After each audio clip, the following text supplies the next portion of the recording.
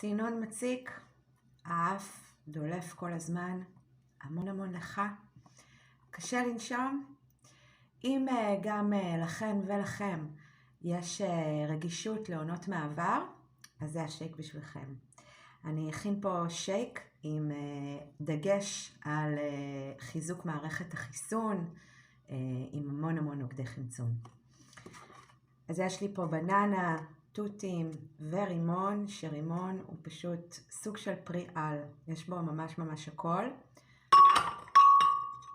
אני טוחנת אותו עם הגרעינים, כי גם בגרעינים יש חומצות שומן חיוניות, ועוד המון פיטונוטריאנטים מאוד חשובים, שאנחנו בדרך כלל לא כל כך מכניסות לגוף. אני מוסיפה לזה כמה חתיכות תפוח, שתפוח בפני עצמו הוא פרי מדהים.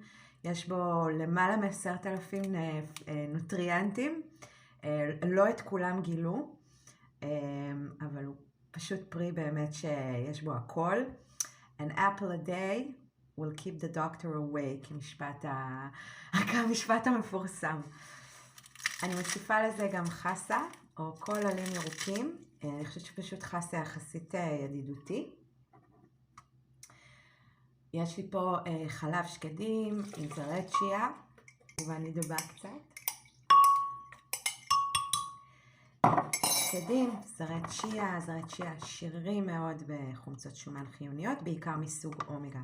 אני מוסיפה לזה את אבקת הקומפליט וניל המדהימה שלי, שאני כל כך אוהבת. 4 סוגי חלבון, ספירולינה, דלעת, תפוחים, רימונים, סיבים תזונתיים, מלא סידן, רק דברים טובים. זהו. עכשיו רק לטאץ' האחרון.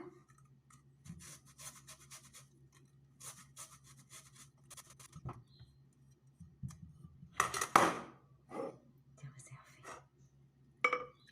יואו. זה סמיך, אימא'לה.